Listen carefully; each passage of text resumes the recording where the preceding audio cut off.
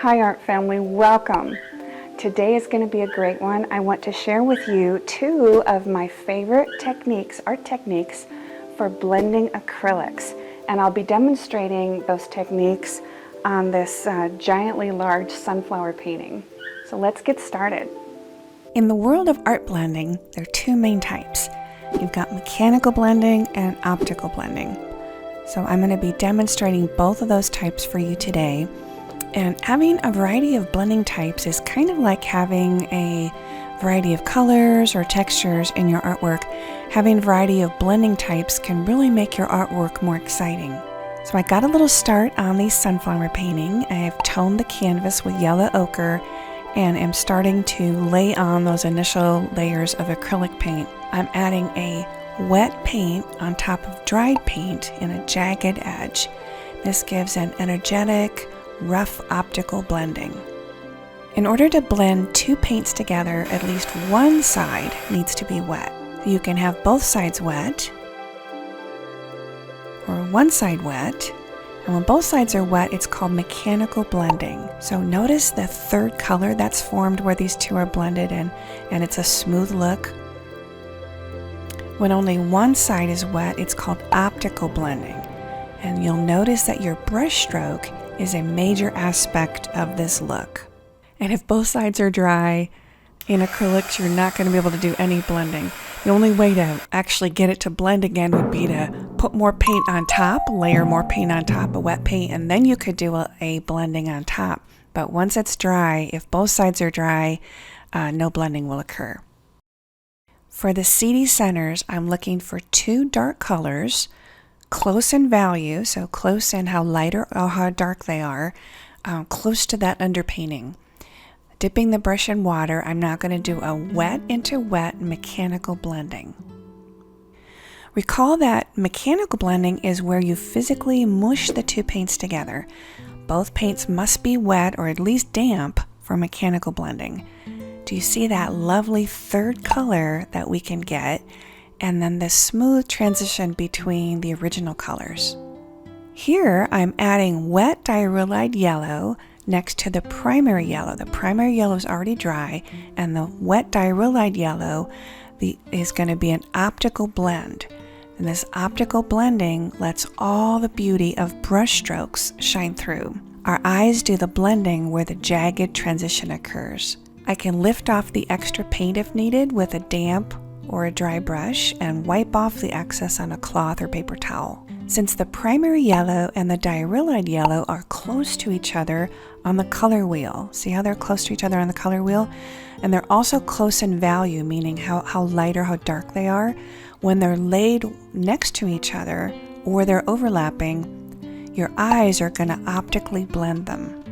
So that's a tip with optical blending. You'll want to pick things that are either close in value or close in hue or color, or ideally both, close in value and close in hue. Now more wet and wet mechanical blending on the sunflower. The diarrhea yellow is wet and that pyrrole orange that we're adding is wet, and I'm using a slightly damp brush, so there's this soft blending effect. And did you notice that intermediate orangey yellow color that's formed with this mechanical blend? Now when I'm looking at the edge where my sunflower petals are meeting the calyx, I want to be doing an optical blend. So I want to make that flower look more 3D, and I can do this by picking a hue close to the red but darker in value. I don't want to physically blend the dark green and the red because that's going to make a muddy, unwanted color. See, this new color is much better to blend because it's between the values and it has a hue close to the one on the flower itself. See how I'm just setting this new color on top, and when we back away, our eye will optically blend it. Now more wet into wet mechanical blending for the stems. And a tip is you can dip your brush in water to help you blend, or you could add a small amount of acrylic glazing medium to your acrylic paint, and that will make your blending easier as well. I try not to overblend whenever possible, so I'm hoping to show my brush work as a kind of a fingerprint on my work. You might find in your own work that you like to use more mechanical blending, or you might find that you like to use more optical blending, or a mix of the two in your own work. High contrasts are harder or trickier, more problematic to blend than low contrast. For example, if I pick a green which is close in value to that teal, it's going to make an easier blend than the orange, which is the color complement. And notice that undesirable gray we get when these two mechanically mix. Another tricky blend is between light and dark values,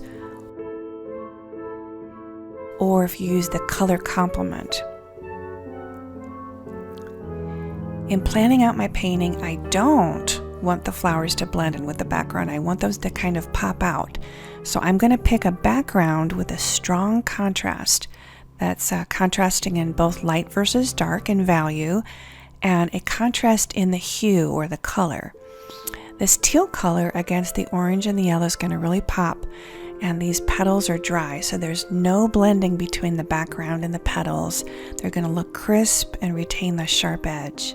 See, if I were to do a mechanical blend with wet yellow petals and wet blue background before it was dry, I would get a really soft edge and not a sharp petal edge.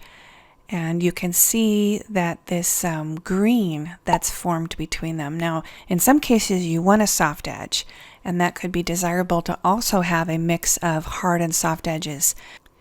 Waiting for the paint to dry before adding that blue can make the edge crisp. And if you want a soft edge, then just get that area wet again with paint and then do a mechanical blend. Here are now some mechanical blending of that ultramarine blue and the teal blue, also adding a little bit of titanium white.